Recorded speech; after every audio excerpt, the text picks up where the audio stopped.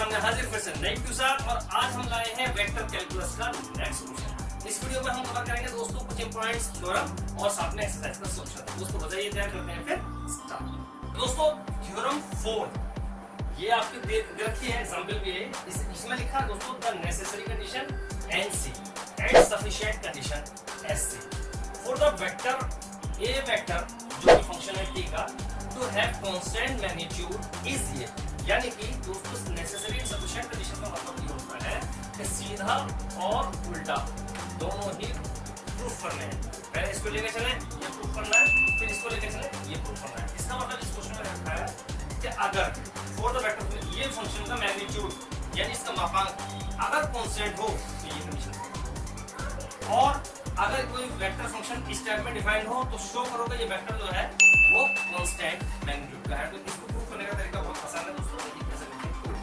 तो हेडिंग डालेंगे इसके लिए हम NC necessary condition let A vector be a vector function of variable t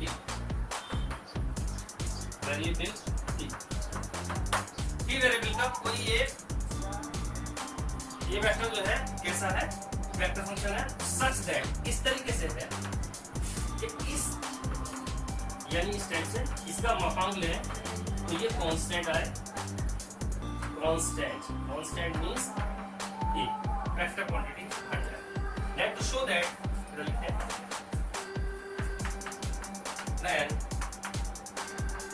we have to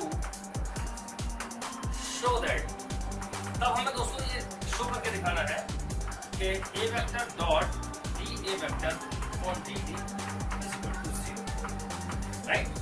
तो दोस्तों a dot a is equal to इसे हम लिख सकते हैं a वेक्टर स्क्वायर यानी कि a स्क्वायर होता है, क्योंकि डॉट प्रोडक्ट में जो सदिश है वो गायब हो जाता है जगह और उससे अदिश राशि मिलती है। हमने फंडामेंटल पहली क्लास जो आपको पता है उसमें अच्छे से डिफाइन कर दिया a स्क्वायर यानी कांस्टेंट दिया। नाउ अब हम इसका डिफरेंशिएट करते हैं, differentiation with respect to t in both sides. तो d upon dt a vector dot a vector, ध्यान दीजिए इसके अंदर वेरिएबिलिटी है परंतु ये कांस्टेंट है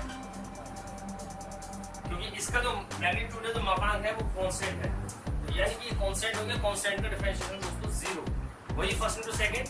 हमने आपको डिफरेंशिएशन का कैसे डॉट प्रोडक्ट का कैसे डिफरेंशिएट करना है ये आपको पिछली वीडियो में डिफाइन कर दिया था, आप उसको देख लीजिएगा। तो वही कब है d upon dt dot a plus a dot d upon dt equal to 0।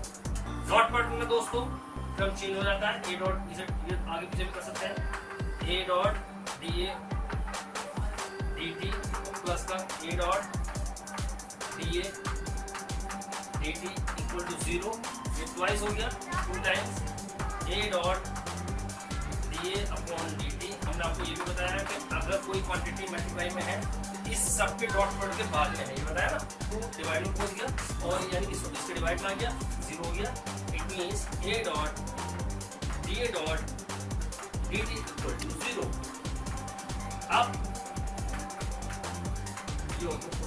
तो दोस्तों हम ये लेके चले कि इस वेक्टर क्वांटिटी का जो वेरिएबिलिटी है अगर मैग्नीट्यूड कांस्टेंट है यानी कि इसका आंसर कांस्टेंट आ रहा है तो ये शो करो।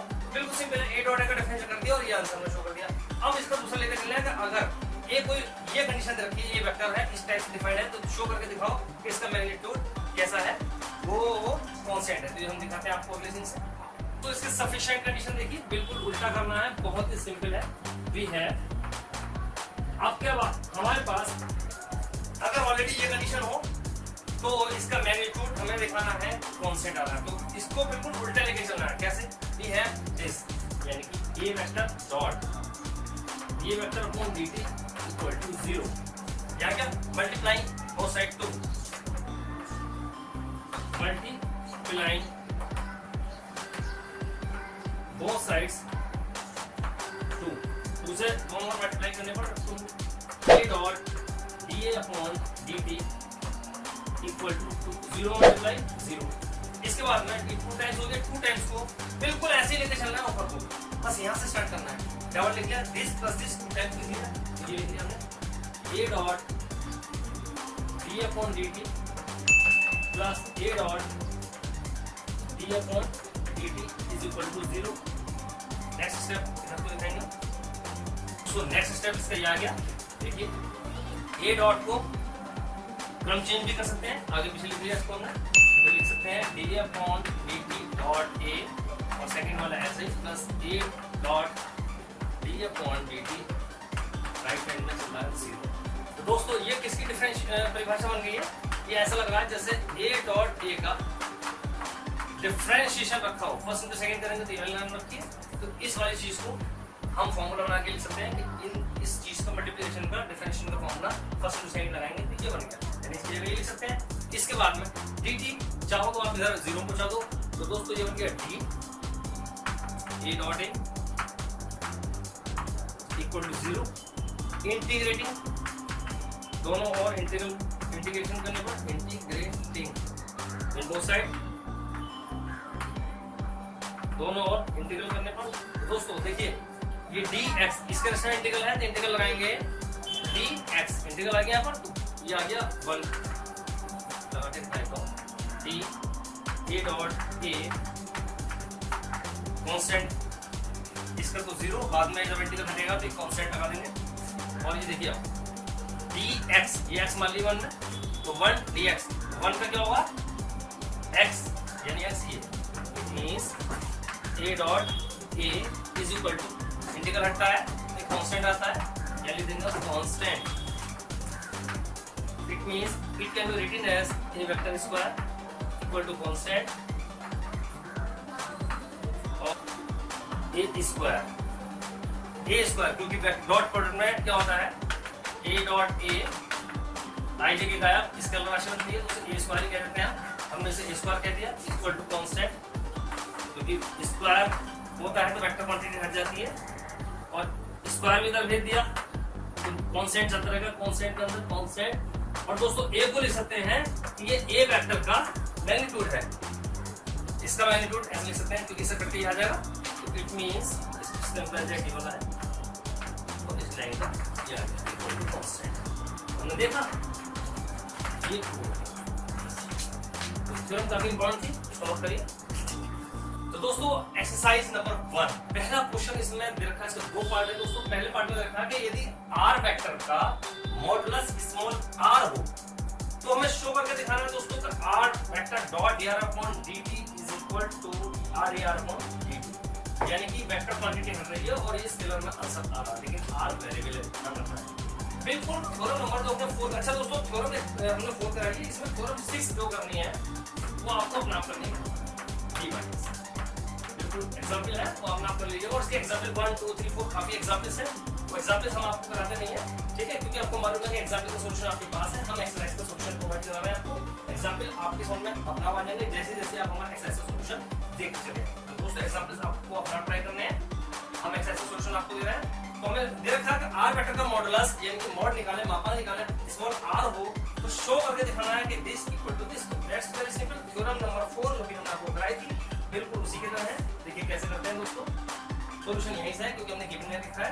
देखिए हम जानते हैं दोस्तों r vector dot r vector, इसको हम लिखते हैं r वेक्टर का स्क्वायर या स्मॉल r स्क्वायर। बस थ्योरम 4 में ये कांस्टेंट दे रखा था हमें, लेकिन यहाँ कांस्टेंट का कोई जिक्र नहीं है, ये भी वेरिएबल है क्योंकि r के अंदर x y z होते हैं, राइट। अब हमें करना क्या है, इसका डिफरेंशिएट कर देना, बस non differentiation with respect to t, it comes d upon dt। इधर तो चल रहा है केवल डॉट प्रोडक्ट में डिफरेंशिएशन, बस इतना सीखना है, और इधर सिंपल है d upon dt r square. इधर देखिए इट कम्स वही dr अपॉन dt हमने आपको पहले सिखा दिया, dot r vector plus r dot dr upon dt, right hand में 2r x का और लग गया और dr अपॉन dt।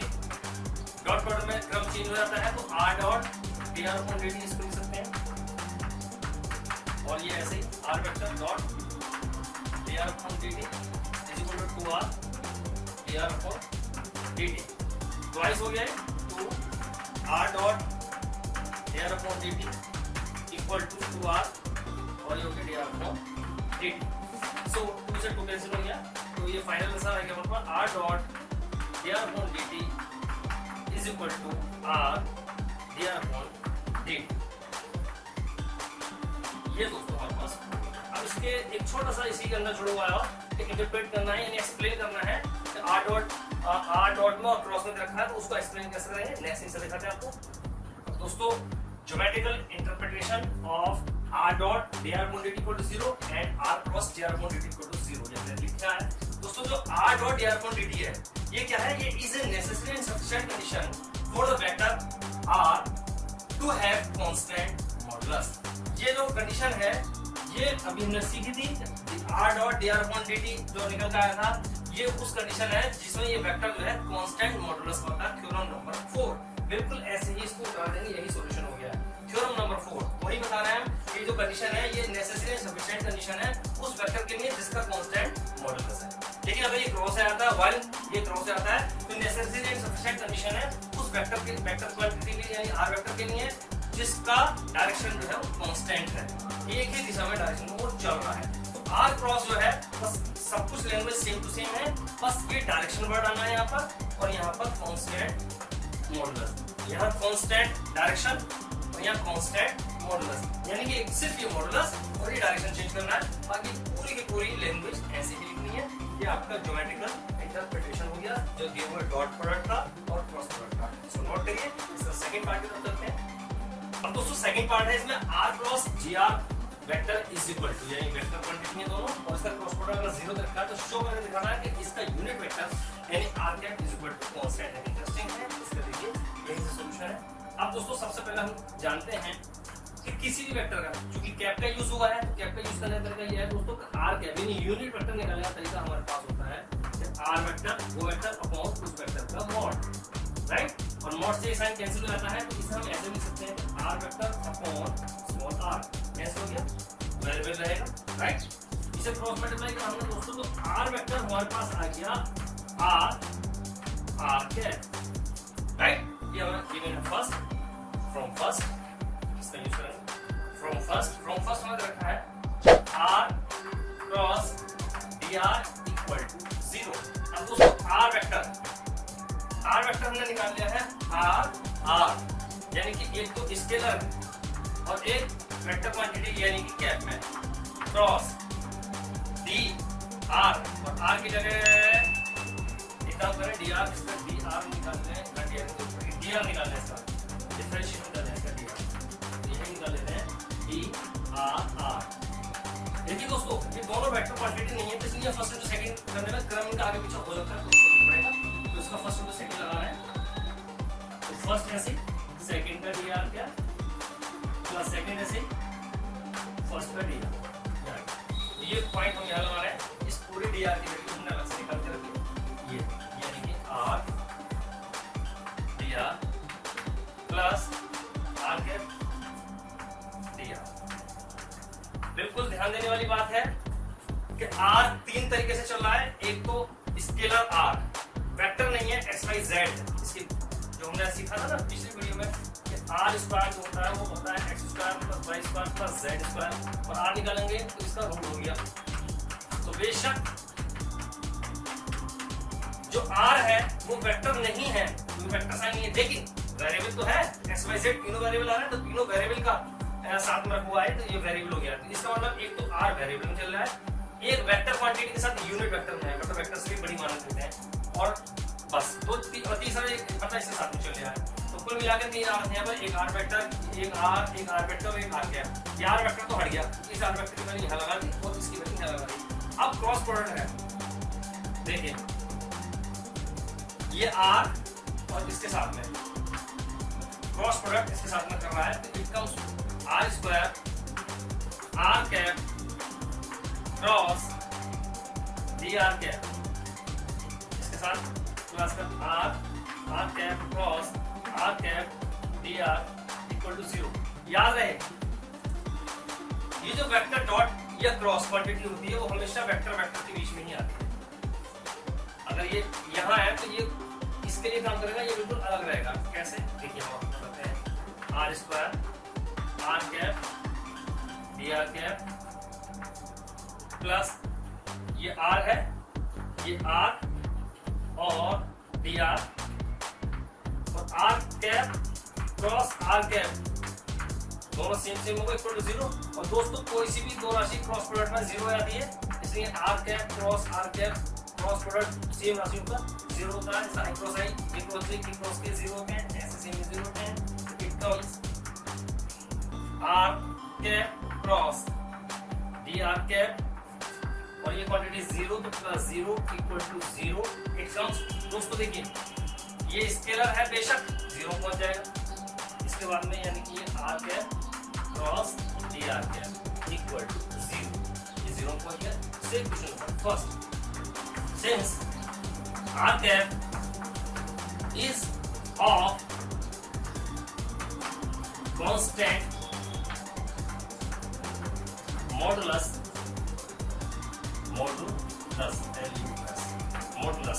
therefore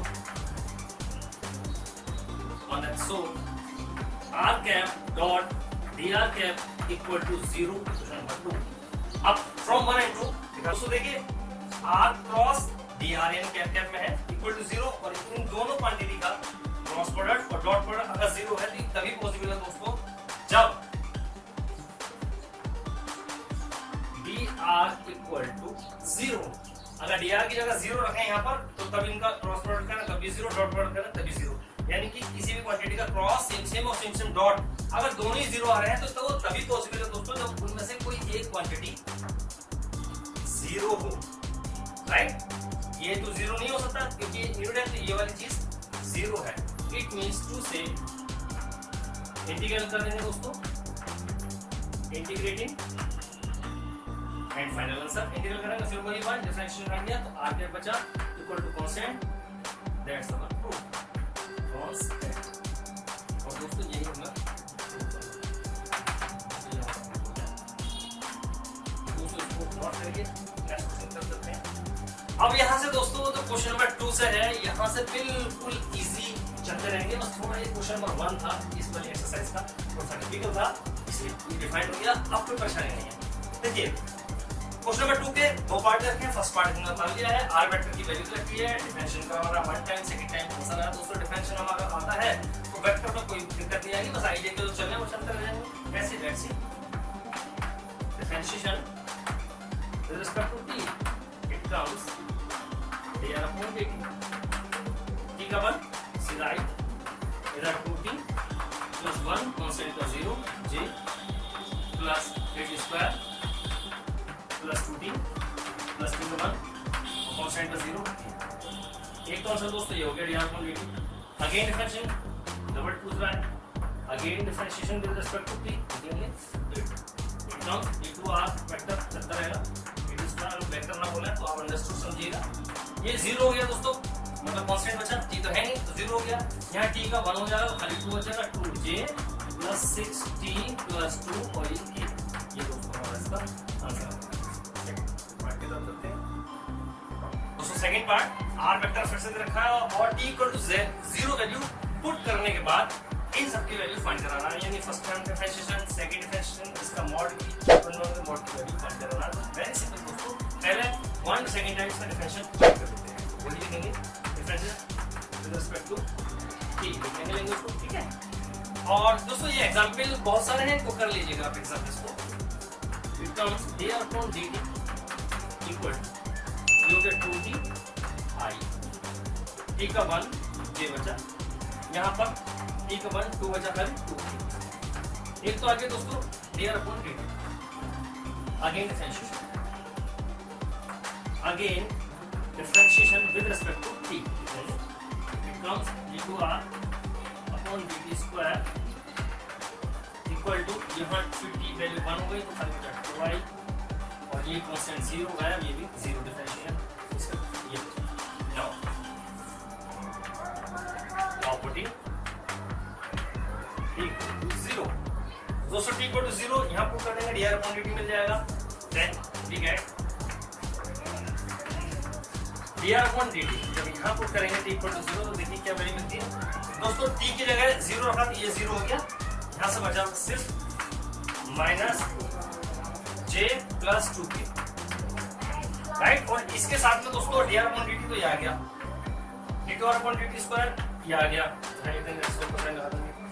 अब t इक्वल टू 0 रखने के बाद में, अगर t इक्वल टू 0 रखना है दोस्तों, तो यहाँ पे भी रख देंगे dr upon dt equal to 0, तो it means dr upon dt equal to 0 ये आ गया minus j plus 2k। t equal to 0 रखने के बाद इसका मापांक भी ले लेते हैं, यानी मॉड dr अपॉन dt। तो दोस्तों मॉड लेंगे तो अंडर रूट आ जाएगा, तो माइनस 1 का स्क्वायर प्लस 1 प्लस 4 यानी कि रूट 5, राइट। सिमिलरली